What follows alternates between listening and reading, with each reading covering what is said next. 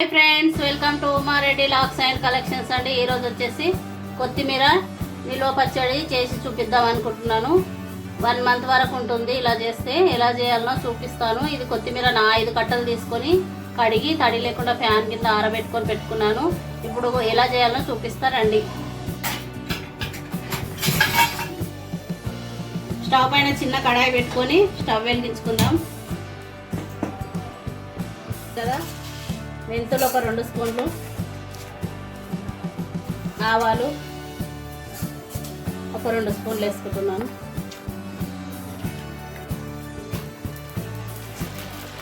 ధనియాలు 1, 2, 3 స్పూన్లు వేసుకున్న ధనియాలు.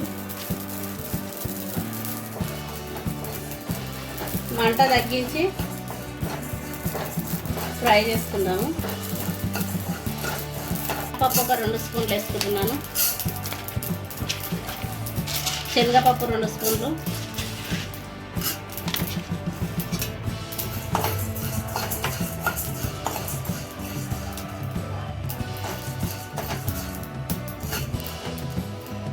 ఇలా వేయించుకొని తీసుకుందాము.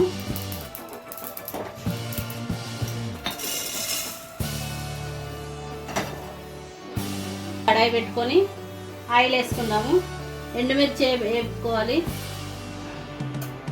1, 2, 3, 4, 5.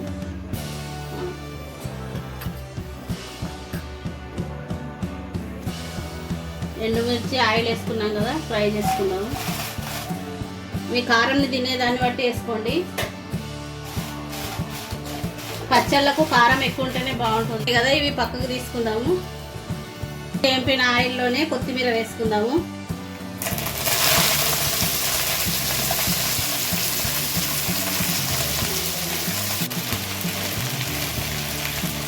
ఇది కొంచెం ఆయిల్లో బాగా మగ్గాలి.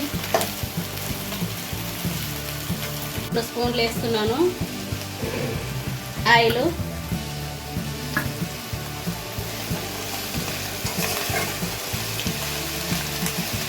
చింతపండు వేసుకోవాలి. ఇందులో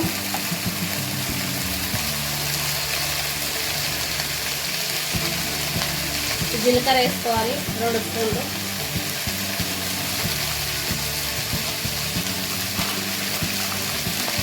వెల్లుల్లి,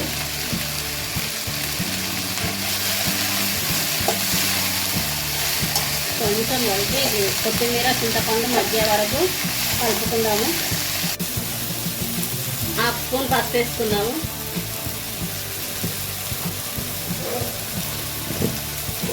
ఇప్పుడు కొత్తిమీర ఆయిల్లో మగ్గింది కదా, స్టవ్ ఆఫ్ చేసుకుందాము. చల్లారనిచ్చి మిక్సీ పట్టుకుందాము. ఇప్పుడు ఇవి ఫ్రై చేసి పెట్టుకుని మిక్సీ జార్లో వేసుకుందాము. శనగపప్పు, మెంతులు, జీలకర్ర, ఆవాలు, ఎండుమిర్చి కూడా ఆయిల్ వేసుకున్నాం కదా, ఇవి కూడా వేసుకుందాము.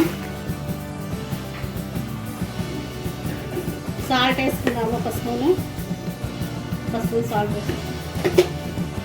ఇవన్నీ మిక్సీ పట్టుకుందాము ఒకసారి. పౌడర్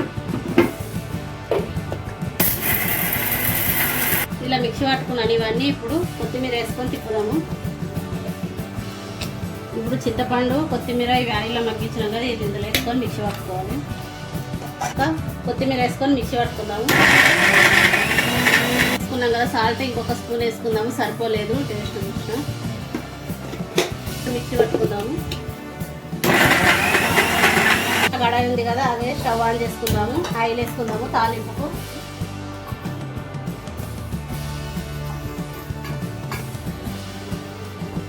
ఒకటి, 2, 3 వేసుకున్నాను.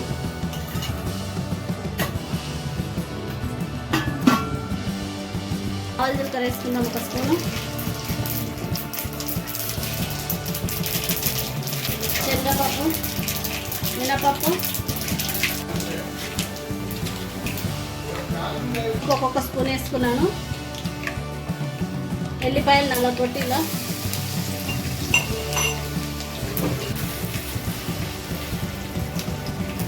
ఇప్పుడు ఈ మిక్సీ పట్టిన కొత్తిమీర ఉంది కదా, ఇది వేసుకున్నాను.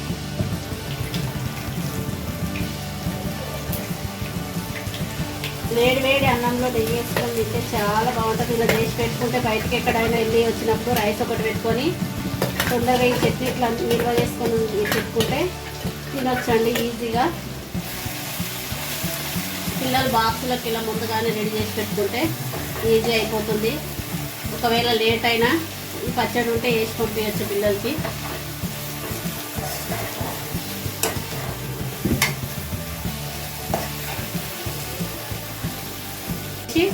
ఒక్కసారి కలుపుకొని స్టవ్ ఆఫ్ చేసుకున్నాను.